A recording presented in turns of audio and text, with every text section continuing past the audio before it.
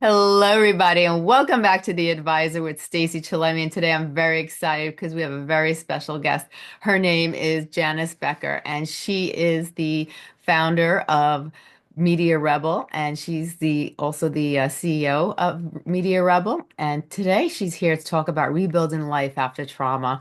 And I'm really excited to hear what she has to say because she has an amazing story, and she is just a woman of resilience and survival. And she's taken her experience and she's actually elevated to higher levels in life. And she wants to share her story with others and share her advice and tips to help others who have gone through similar situations and really need that encouragement and that help to really figure out what the next steps are in life. I really appreciate you coming on this show. I am so excited to have you. Can you tell everybody a little about yourself? As you said, I am the founder and CEO of Media Rebel. We're a digital marketing agency in Northeast Ohio. We actually just launched last year. In addition to that, I am a single mom and a domestic violence survivor. Wow. In the United States alone, there's so much domestic violence that goes on. People don't even realize it. And every township in every state, there is such high levels of domestic violence. I remember speaking to a police officer, and he says that in almost every town, the majority of the criminal offenses and problems that they occur are usually domestic violence. And it's 70% of families in the United States are dysfunctional, and there's so much domestic violence that goes on. If you don't mind, can you share a little about your story and, with the audience? Yeah, absolutely. So I was in a relationship with somebody I had known since high school, and we actually didn't start dating until we were in our 30s. And we decided that we were going to move in together, our kids and everything involved. And, I think in hindsight now, I can see there were some red flags of abusive behavior, but you don't always see it when you're in it. There's certain statements that are said or actions, like he would spit at me from across the room in an argument that you now look back on. But when you're in that, it's also hard to go, well, as a single mom, how do I get out of this situation? How do I leave? Yeah. And it started to really come to a head. And at Father's Day of 2020, I was in bed asleep when he came home from the bar, angry at something simple I did earlier in the day, and attacked me very viciously. Wow. It must have been really difficult. I know for a lot of women stay in abusive relationships. They're so fearful of leaving. A lot of women don't know, where to go. They're afraid that if they leave and if they find them, they're gonna get hurt. They're afraid they don't know what to do. Or sometimes their self-esteem has been beaten up so much that they just don't feel like they have what it takes to be able to go on their own, and they feel trapped in this situation. How did you get the courage to actually, say enough is enough? I'm gonna leave. I'm gonna move on with my life. For me, it was definitely a different ordeal because my attack was truly an assault that was so bad that he was charged with a felony, and it it nearly ended my life. I Wow. walked away from that. He had strangled me.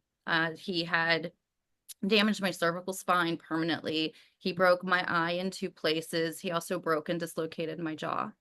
Oh my God. Walking away from that was a true miracle, and that was there was no way that I would ever return back to that or put my children. Thank God they were asleep, but still they were in the house, and that was scary enough to think that what if I hadn't survived that situation. So I thank God that I got out of it. Wow. That is truly unbelievable. You know, had the abusive behavior been going on for years prior and it just elevated to that level? We had only been together for a year and a half. So this all happened very quickly. It was like once I moved in, it was within a matter of maybe a month that the signs started to show. And Mm. because I just moved in, it was even scarier of, okay, well, I just moved in here. Now, how do I get out? Yeah. And is it going to get better? And he traveled for work and he had left town, and so things would be better because he was gone and then he would come back. And this was all during COVID. So we were all stuck in the house together. And it was a lot more difficult and stressful, I think, than any other time. And that's really what I think really caused everything to come to a real head. Wow. There must have been so many times though that you had so much fear inside of you, like his behaviors, like, how did it when you started seeing the red flags, what was going through your mind and your emotions? Well, I think it was just that. I mean, I know I could have probably reached out to my parents, and that's ended up what happened when I had left that night. I stayed with my parents for a few weeks after the assault. But I think it's also a humbling thing for you to reach out and say, "Hey, I need help right now. I'm in a really bad situation. Can I bring my children here and stay with you?" And not everybody has that. I know there's some women who have stayed in their cars, and sometimes there's domestic violence shelters you can go to. But if you go to a shelter, you have to stay in that shelter. They can't let you leave to go to your job Oh, because, wow.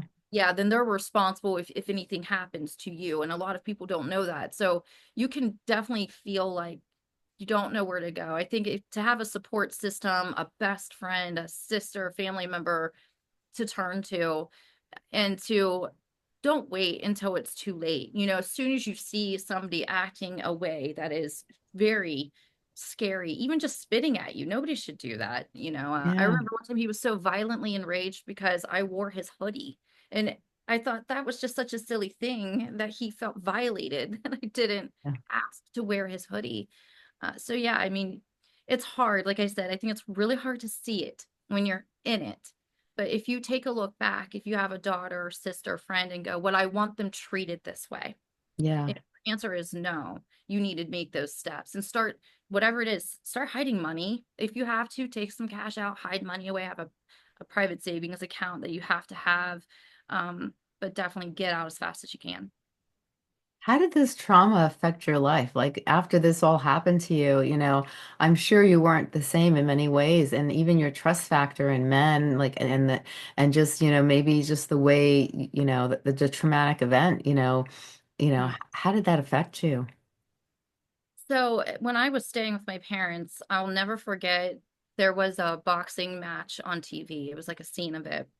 And I heard the fist make contact and I had to leave and I was just distraught. And my mom said, "Janice, I think you might have PTSD." And that prompted me to reach out to a therapist. This was about a month. And I'll never forget sitting there, just kind of feeling like a shell of a person, just kind of, it's just shock of, I just went through this. I cannot believe this happened to me. What do I do now? And I will really say, if it wasn't for that step, that real big step to say something's not quite right, that was really the start of my healing journey. I did not heal overnight. I was in a role, it was a digital sales manager at the time, regionally, and I couldn't even get on the phone. And I still, to this day, struggle to get on the phone with people to have conversations because it brings back flashbacks to me being on the phone with, 911. Wow. So when you were working with a therapist, did that help you out a lot? Did that help you move forward? It did.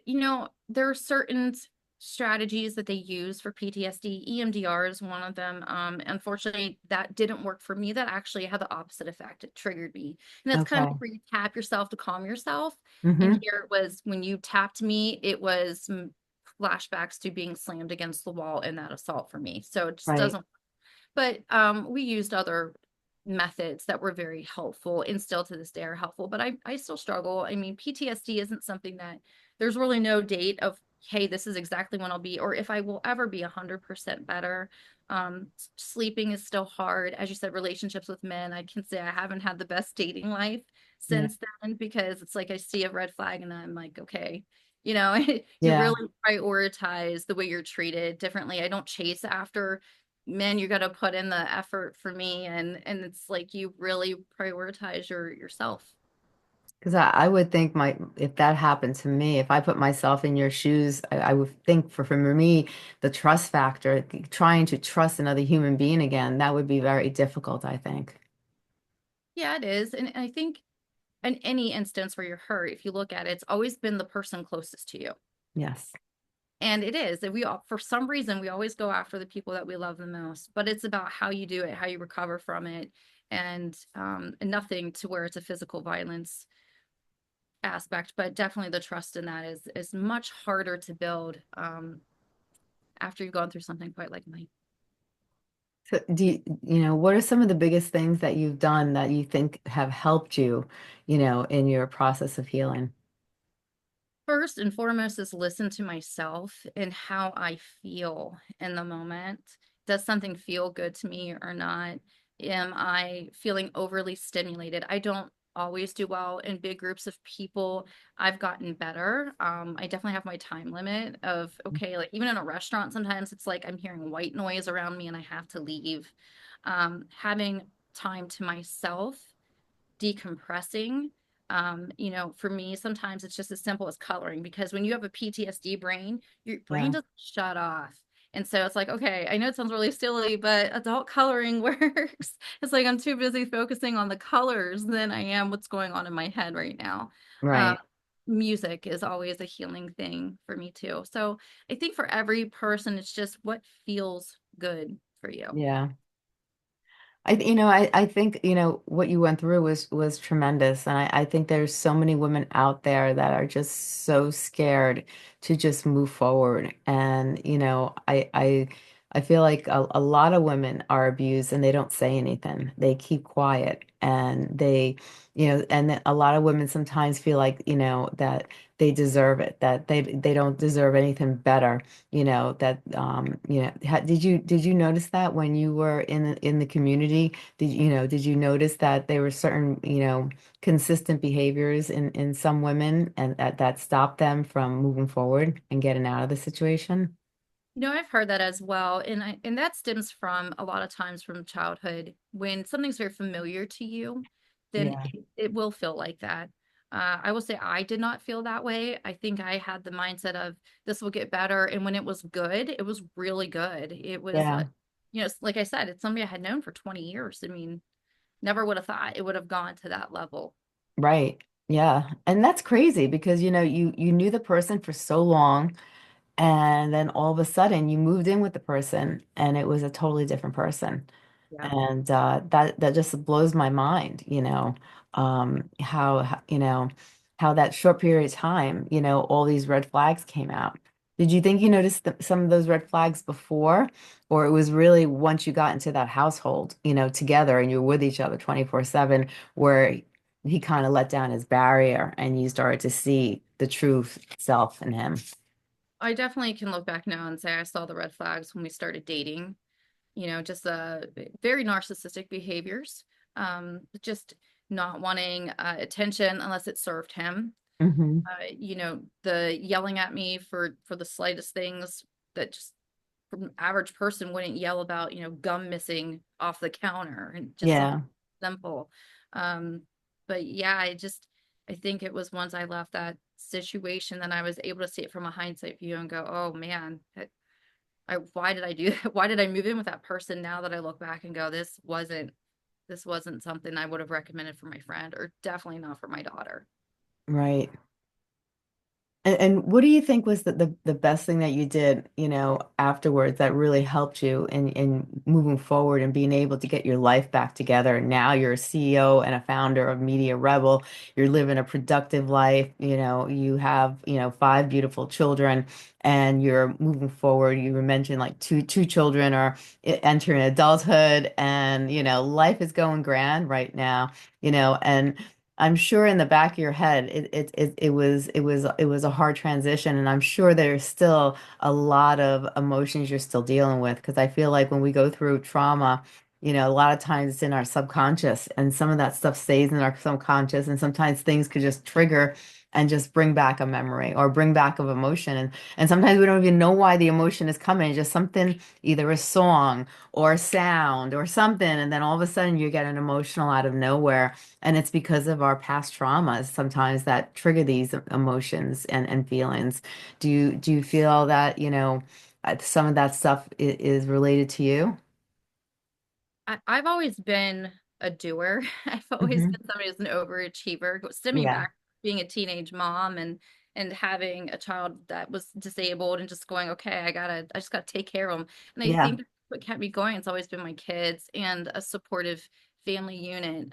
If it wasn't for my mom saying, hey, I think you might have PTSD, and I Yeah. step, I don't think I would be where I am today. And then going, okay, well, what can I do now? I may not be able to be the person that I was, but that doesn't mean that I can't be a better person than who I Percent. used to be. And I am, and it took me a while to get there. I'm thankful for what I went through because I wouldn't have the strength and I wouldn't have the wisdom that I now have. I agree. I think that's a great point to make. Some people, they get so angry at life because, life had really, thrown some curveballs at them that were pretty hard. And, I always, for me, when I went through obstacles in my life, I always said to myself, okay, what could I draw out of that that's positive? And I think it was the positivity, just looking at the positivity in my life that really helped me get through the roughest times in my life. Did you feel like that yourself? Yes, absolutely. I've never had, and I hate when people even say this, but the victim mentality, I've never had that.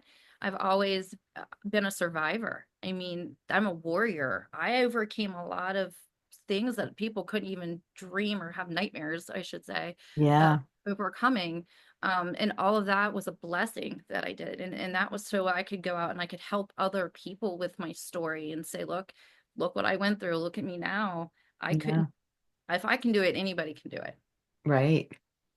And once you were able to pull everything together and you were able to like, move forward and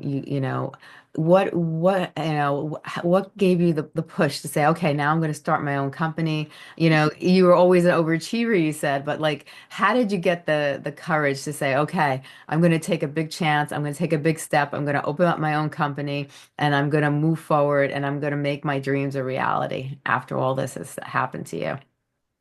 So I was actually working for another ad agency. I was a director of media, and I was put in a very hostile work environment and in a situation that caused, and my employers knew. Well, I was very open about my PTSD and my event, what happened to me, but it was something very triggering, very reminiscent of my assault.